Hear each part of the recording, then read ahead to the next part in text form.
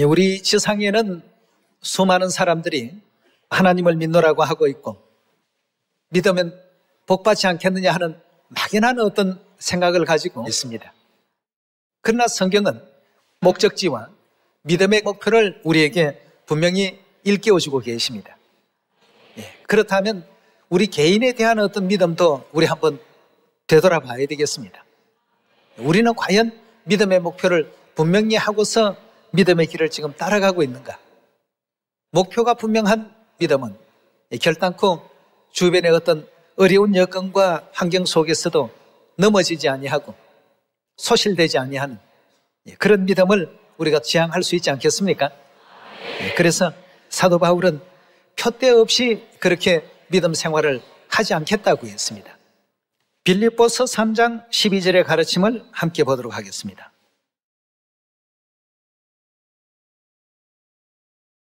빌립보서 3장 12절의 말씀입니다. 내가 이미 얻었다 함도 아니요 온전히 이루었다 함도 아니라 오직 내가 그리스도 예수께 잡힌 바 된 그것을 잡으려고 쫓아가노라. 형제들아, 나는 아직 내가 잡은 줄로 여기지 아니하고 오직 한 일, 즉 뒤에 있는 것은 잊어버리고 앞에 있는 것을 잡으려고 무엇을 향한다고요? 표대를 향하여라는 이 단어는 달리 표현하면 목표를 향하여. 그렇죠? 바울도 이런 신앙 안에서 목표가 있고 꿈이 있고 뜻이 있고 이루고자 하는 일이 있었습니다. 그 표대를 향하여 그리스도 예수 안에서 하나님이 위에서 부르신 부름의 상을 위하여 쫓아가노라. 즉 그 길을 따라가고 달려갔다라고 이렇게 표현하고 있습니다. 자, 그렇다면 우리에게도 이런 표대가 있어야 되겠습니다.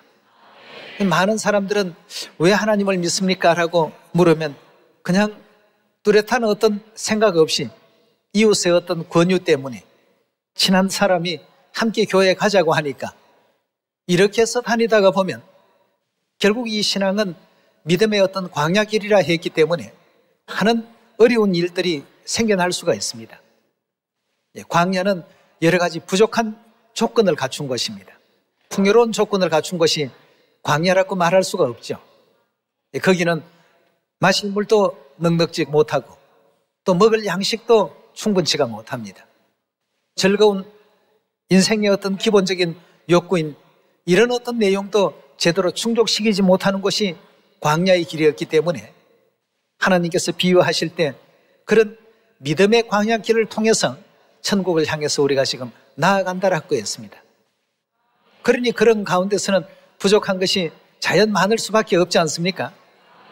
그럼 그 어렵고 메마른 광야를 끝까지 완주해서 젖과 꿀이 흐르는 가나안 땅까지 들어갈 수 있게 하는 믿음의 힘이 가장 필요합니다만 그 믿음의 힘도 목표가 있는 믿음의 힘을 가졌을 때 끝까지 우리가 나아갈 수 있고 광야 40년 길 아니라 400년의 길이라 할지라도 완주할 수가 있습니다.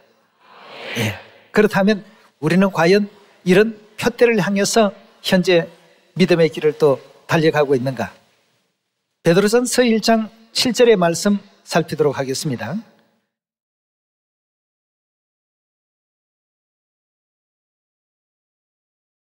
너희 믿음의 시련이 불로 연단하여도 없어질 것보다 더 귀하여 예수 그리스도에 나타나실 때의 칭찬과 영광과 존귀를 얻게 하려 함이라. 예수를 너희가 보지 못하였으나 어떻게 한다고요? 사랑하는도다. 이제도 보지 못하나 믿고 말할 수 없는 영광스러운 즐거움으로 기뻐하니 믿음의 결국은 무엇이라고요? 영혼의 구원을 받음이라 하고 했습니다. 여러분이 믿음의 마지막 표대는 영혼의 구원입니다. 교회 내에서 권력을 행사하고 권위를 나타내고 하는 그런 어떤 일들이 아니라 우리가 교회에 와서 하나님을 경외하고 예배를 드리고 하나님의 그 가르침대로 올바른 어떤 삶을 위해서 달려가는 이면에는 결국 하나님께서 약속하시고 예비하신 영원한 영혼의 구원을 얻고자 하는 그 표대가 있는 것 아니겠습니까? 그 표대를 향해서 누구나가 달려갈 줄 알아야 되겠습니다. 자, 그럼 믿음의 목적은 영혼의 구원에 있다라고 하셨는데, 이 구원을 위해서 하나님께서 육체의 옷을 입으시고 이 땅에 오셨다고 되어 있지 않습니까? 히브리서 우리 9장 열어보도록 합시다.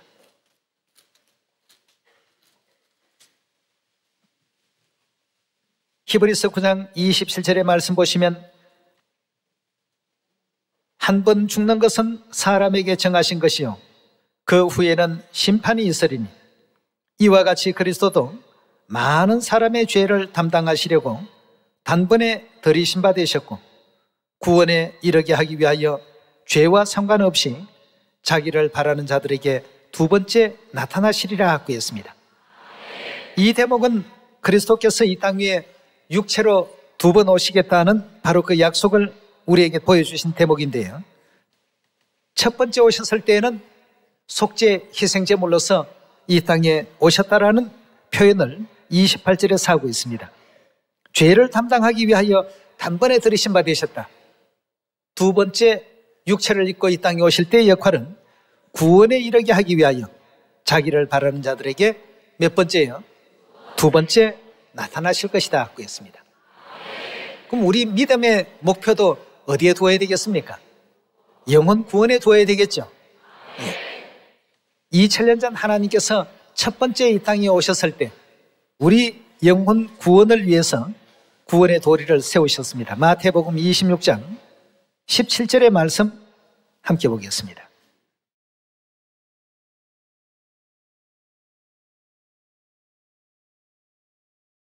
무교절의 첫날에 제자들이 예수께 나와서 가로되 유월절 잡수실 것을 우리가 어디서 예배하기를 원하시나이까 라고 했습니다. 지금 마태복음 26장에서 제자들이 누구에게 나아갔다고요? 예수님에게 다가가서 말씀을 올렸습니다. 유월절 잡수실 것을 우리가 어디서 준비할까요? 예수님과 제자들은 아주 중요하게 여겼던 이 유월절 생명의 이 진리가 오늘날 모든 교회에서는 찾아볼 수가 없습니다. 유월절이 없으니까 그 교회는 생명력을 잃고 있는 교회라고 봐야 되겠습니다. 여러분, 원래 십자가 그 표시는 바벨론에서 전승되어 내려왔던 하나의 어떤 이방 종교의 관습이었습니다. 어디에 주로 세우느냐 하면 무덤에 세웁니다. 생명이 없는 곳에 그것을 세웁니다. 근데 그것이 오늘날 교회 탑 꼭대기에 딱 붙어 있습니다.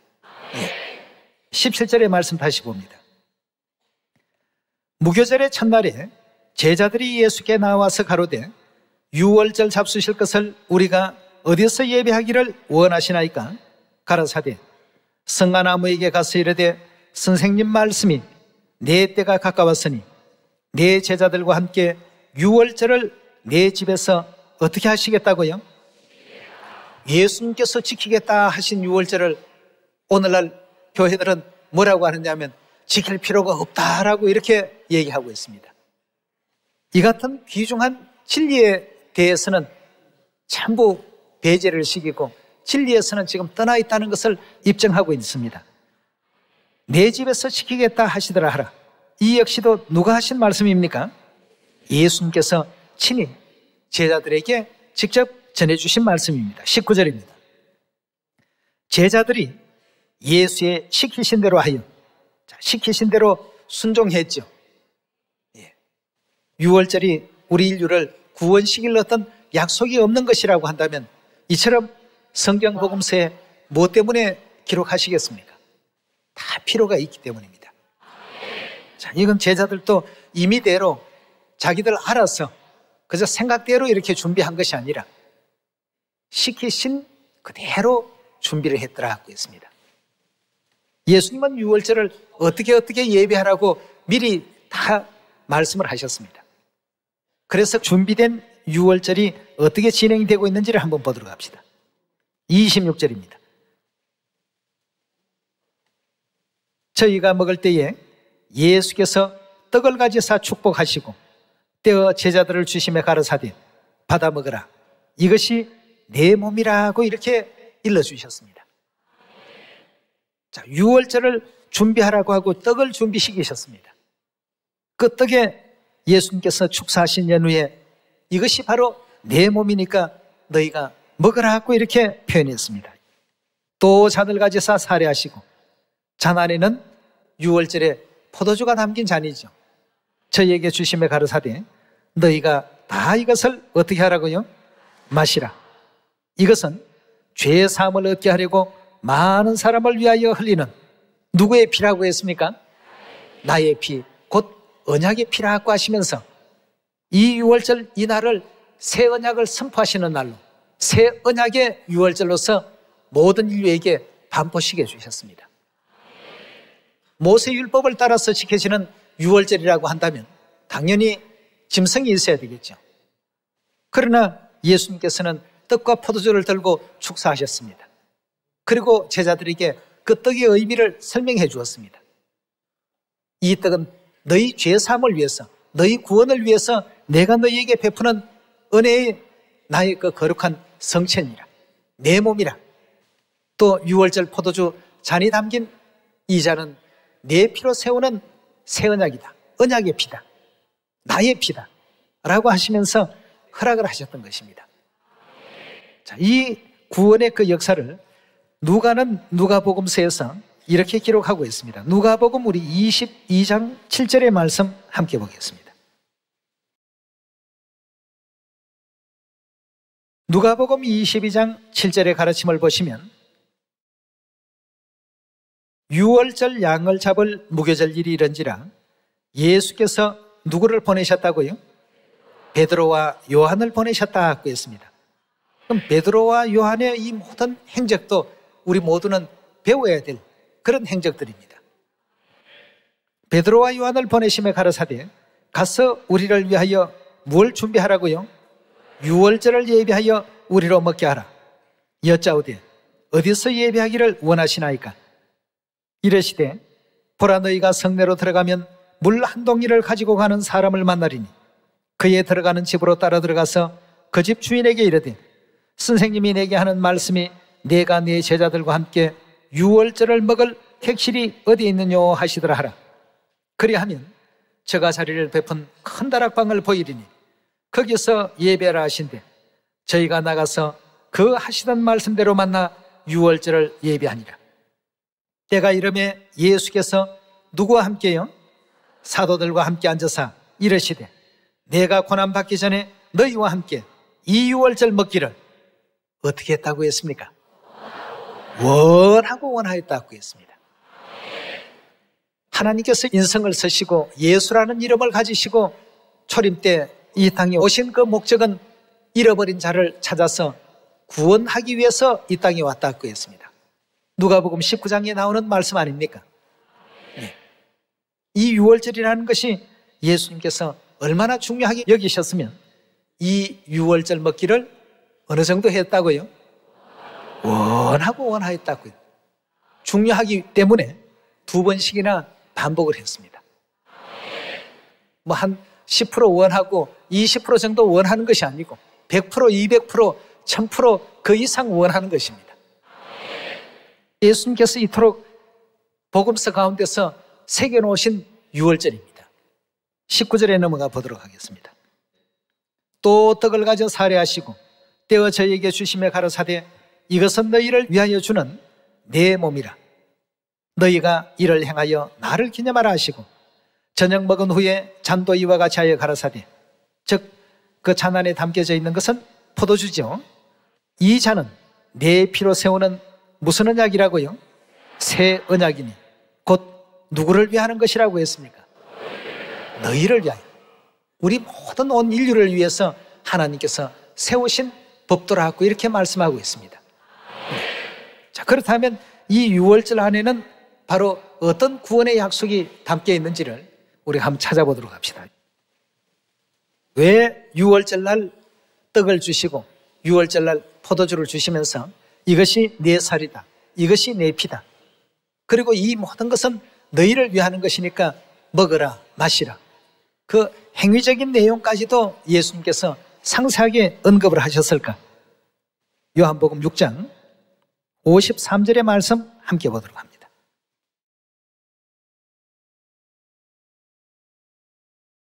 53절의 말씀 보시면 예수께서 이르시되 내가 진실로 진실로 너희에게 이르노니 인자의 살을 먹지 아니하고 인자의 피를 마시지 아니하면 너희 속에 뭐이 없다고요? 그럼 예수님의 살과 예수님의 피, 우리 실제의 어떤 살과 피를 먹고 마실 수는 없습니다. 그럼 무엇을 예수님의 살이다, 무엇을 예수님의 피라고 알려주셨습니까? 유월절 떡과 유월절의 포도주를 가리켜서 예수님께서는 가장 수제자인 베드로와 요한을 보내셔서 그 일을 준비케 하시고 이 유월절 지키기를 원하고 원하였다라고 거듭거듭 강조를 했습니다. 그리고 이 모든 일들은 전부 너희를 위한 것이다. 예, 구원받아야 될 너희를 위하여 베푸는 진리라는 그 사실을 그 사도들에게 연거푸 언급을 해주셨습니다. 그래서 마태복음, 마가복음, 누가복음, 요한복음, 복음서 안에 전부 유월절에 대한 문제를 다 언급을 했습니다.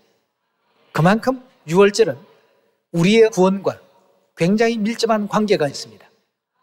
그래서 요한복음 6장 53절에 예수님께서 인자의 살을 먹지 아니하고 인자의 피를 마시지 아니하면 너희 속에 뭐이 없다고요? 생명이 없다. 즉 죽어 있는 것이다 라고 이렇게 알려주고 있습니다. 삶과 그 죽음의 모든 열쇠를 누가 가지고 있다고요? 우리 하나님께서 가지고 계신데 육체를 입고 이 땅에 예수라는 이름을 사용하신 그 하나님께서 우리에게 일깨워 주시기를 먹고 마시지 아니하면 생명을 너희가 가질 수 없다. 54절입니다. 내 살을 먹고 내 피를 마시는 자는 영생을 가졌고 마지막 날에 내가 그를 어떻게 한다고요? 다시 살리리니 내 살은 참된 양식이요 내 피는 참된 음료로다. 내 살을 먹고 내 피를 마시는 자는 내 안에 거하고 나도 그 안에 거하겠다 하고 했습니다. 하나님이 우리 안에 거하고 우리가 하나님 안에 거할 수 있도록 하나님께서 귀한 축복을 허락해 주셨습니다.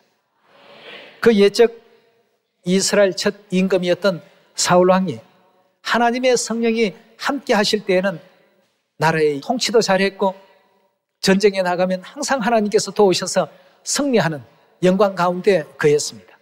나라가 굉장히 부강했습니다. 그러나 그 가운데 하나님의 어떤 뜻을 자꾸 이제 거스르게 되고 자신의 어떤 그 교만한 마음이 더욱더 높아지게 됨으로 말미암아서 결국 하나님의 성령이 더 이상 그와 함께 할 수가 없었습니다. 그래서 하나님께서 사울을 떠나시게 되니까 곧바로 그 자리에 악신이 들어와서 정상적이라고 볼 수 없는 그런 사람의 어떤 형태로, 여러분 성질 급한 사람이 모는 자동차와 온순한 사람이 모는 자동차 어떻습니까? 다릅니다. 예전에 흉을 보려고 하는 게 아니라 그분은 아주 운전 기술이 탁월한 것 같아요. 우리는 뭐 운전을 할 때 뒤를 보고 조심조심 이렇게 차를 빼도 빼는데 이분은 그렇지가 않습니다. 빼는 것도 아주 얼마나 잘 하시는지요. 쉥 하면 그냥 어디 가버렸는지 아주 순식간입니다. 같은 자동차인데도 불구하고 안에서 타는 사람에 의해서 드러나는 어떤 형태가 달라지는 것처럼 속에 하나님의 성령이 임재했을 때와 악신이 이와 같이 침범했을 때는 사울이라는 사람은 같은데 행동은 전혀 이제 달랐다는 것을 우리가 알 수 있습니다. 근데 우리 하나님께서 인자의 살을 먹고 인자의 피를 마시면 내가 어디에 거한다고요? 하나님께서 우리 안에 거하시겠다고 했습니다. 이러니까 이 유월절이 얼마나 참 소중한 진리입니까? 이 소중한 새 언약 안에 거하는 사람들은 전부 하나님의 거룩하신 성령의 역사 속에서 성령의 임재하심과 더불어서 영생의 축복을 허락하시겠다고 했습니다. 유월절이라는 이 진리를 전부 지켜왔습니다. 그러나 하나님의 이와 같은 거룩하신 그 말씀이 없어질 것을 하나님께서 이미 예언을 했습니다. 자, 누가 그렇게 없앨 것이라고 하셨는지 다니엘서 7장 20절의 말씀 보도록 하겠습니다.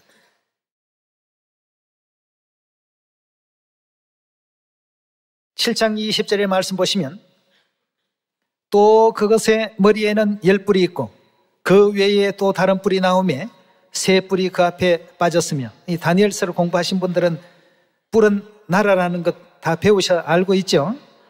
새 뿔은 헤루라이, 반달, 동고드, 그 유럽의 그 10개 그 나라 가운데 새 나라가 그와 같이 없어질 것을 다니엘 선지자의 예언 속에서 증명하고 있습니다. 그 뿔에는 눈도 있고 큰 말하는 입도 있어 그 모양이 동료보다 강하여 보인 것이라.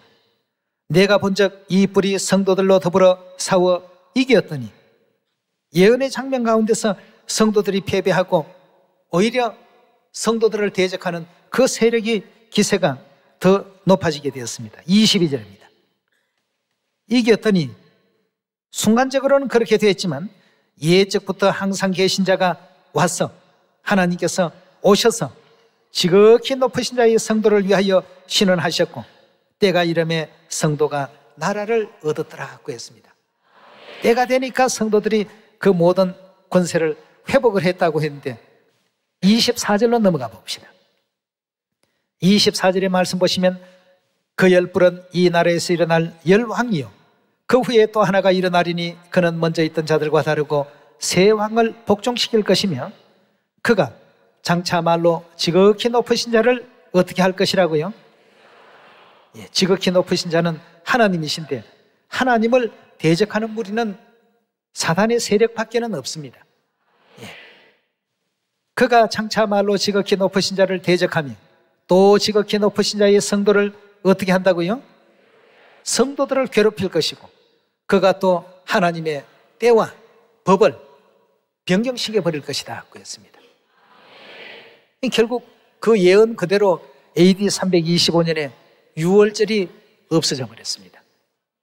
또 AD 321년 4년 전에는 안식일이 없어져 버렸습니다. 하나씩 하나씩 모두가 다 예언대로 그렇게 이루어졌는데요, 6월절은 워낙에 그 위대한 진리이고 하나님을 믿는 사람들의 마음에 쉽게 지울 수가 없기 때문에 AD 155년에 처음 이제 6월절을 없애려고 하는 시도가 있었습니다. 155년경에 동방교회 폴리갑 감독, 또 서방교회 아니케토스 교황이라고 보시면 되겠습니다. 논쟁이 벌어졌습니다. 6월절을 두고 날짜를 따지는 어떤 그 문제를 가지고 서로 논쟁이 벌어졌고, 2차 논쟁이 AD 197년경에 또 한 번 더 일어났습니다. 그러니까 한 번에 이렇게 없애지 않고 기회를 봤다가 찝쩍거려보고 또 기회를 봤다가 찝쩍거리고 말이에요.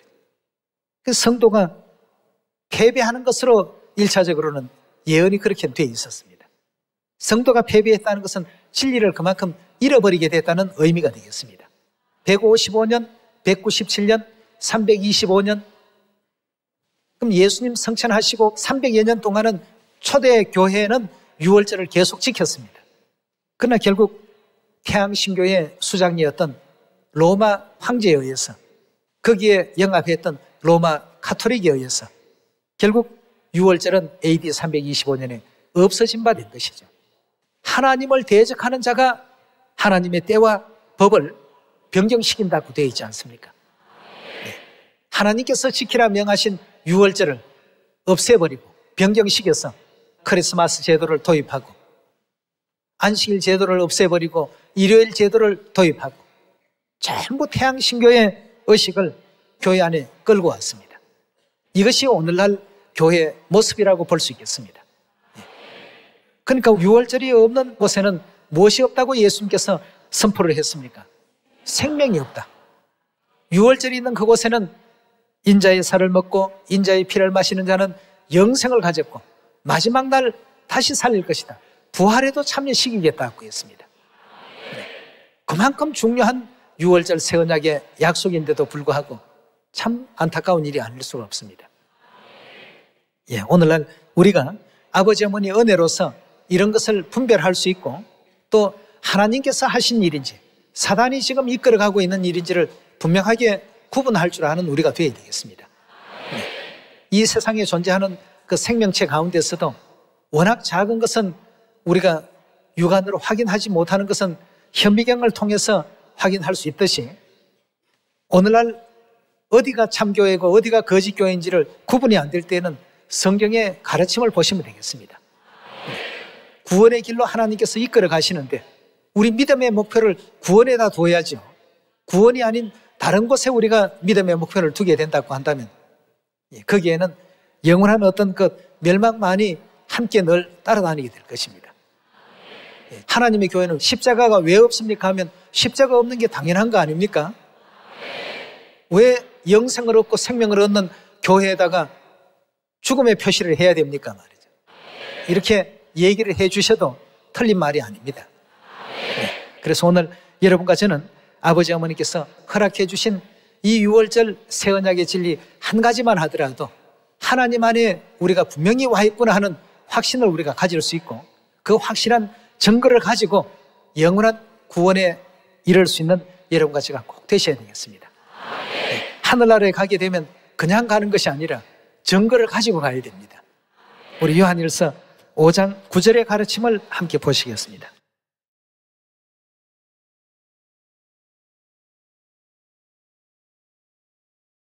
만일 우리가 사람의 증거를 받을진대 하나님의 증거는 더욱 크도다. 하나님의 증거를 받고 있는 교회라면 우주에서 최고의 교회입니다. 안 그렇습니까? 9절의 말씀 다시 보겠습니다. 만일 우리가 사람의 증거를 받을진대 하나님의 증거는 더욱 크도다. 하나님의 증거는 이것이니 그 아들에 관하여 증거하신 것이라. 하나님의 아들을 믿는 자는 자기 안에 증거가 있고 자기 안에 분명히 증거가 있다라고 했습니다. 여러분도 저도 증거가 있습니다. 하나님을 믿지 아니하는 자는 하나님을 거짓말하는 자로 만드나니 이는 하나님께서 그 아들에 관하여 증거하신 증거를 믿지 않음이라. 또 증거는 이것이니 하나님이 우리에게 무엇을 주신 것이 증거라고요? 뭘 가지고요? 6월절 떡과 포도주를 가지고 이것은 내 살이요 이것은 내 피다. 먹고 마시면 영생을 얻게 될 것이다 하고 영생의 약속을 새 언약 진리 가운데서 허락을 해 주셨습니다. 증거는 이것이니 하나님이 우리에게 영생을 주신 것과 이 생명이 그 아들 안에 있는 그것이라. 아들이 있는 자에게는, 그러니까 6월절 떡과 포도주를 먹으면 내가 누구 속에요? 6월절 지킨 그 사람 안에 있을 것이라고 예수님께서 요한복음 6장에서 분명히 그렇게 약속을 하셨고 가르침을 주셨습니다. 아들이 있는 자에게는 뭐가 있다고요? 생명이 있고 하나님의 아들이 없는 자에게는 생명이 없느니라 하고 했습니다. 인자의 살이 있고 인자의 피가 있는 사람들, 즉 새 언약의 6월절 진리 안에 있는 사람들은 전부 누구의 증거를 받았다는 설명입니까?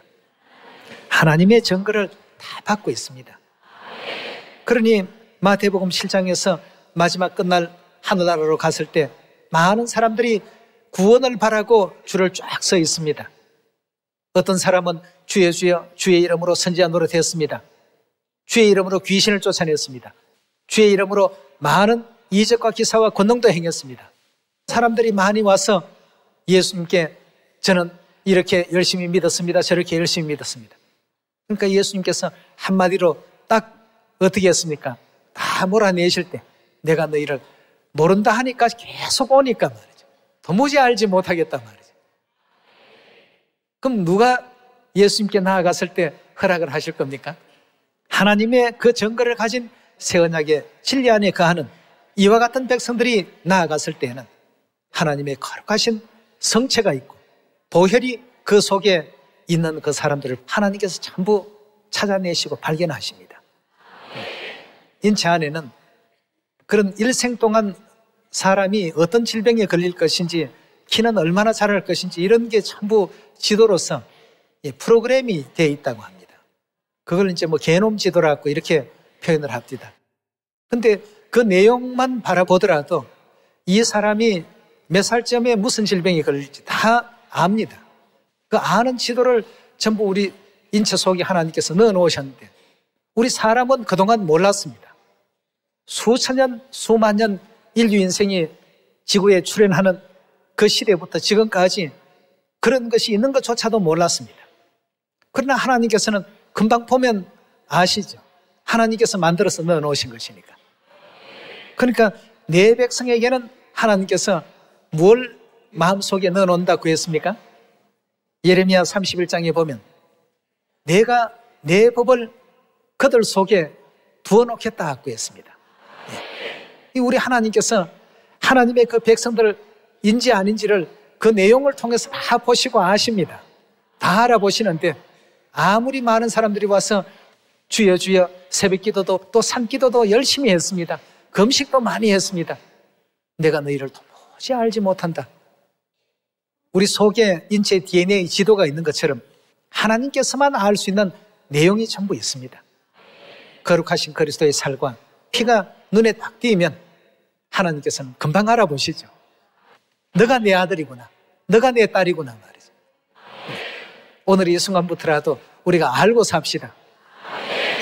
우리가 이런 위대하신 하나님께로부터 인정받고 하나님께서 승인하신 믿음 속에서 우리가 살고 있구나. 얼마나 기쁜 일입니까? 모두가 세상에서 가지고 왔던 염려, 근심, 걱정 오늘 훌훌 다 털어버리시고 이제 천국 가면 다 이제 왕같은 제사장 노릇할 것이고 세세토록 영원토록 말이죠. 옛날 할머니들이 얘기를 하면 끝에 가서 잘 먹고 잘 살았단다. 그 얘기 꼭 하시거든요. 주인공이 꼭 행복한 것으로 전부 끝나는 얘기들을 참 많이 들려주셨어요. 우리도 이제 지금 이 땅에서는 세상 사람들이 우리가 누구의 자녀인지를 알지 못하고 또 사단 마귀는 예언 그대로 하나님의 거룩한 성도들을 괴롭힐 것이다 고 되어 있기 때문에 괴로움을 주는 어떤 여러 가지 방법들을 많이 모색을 합니다.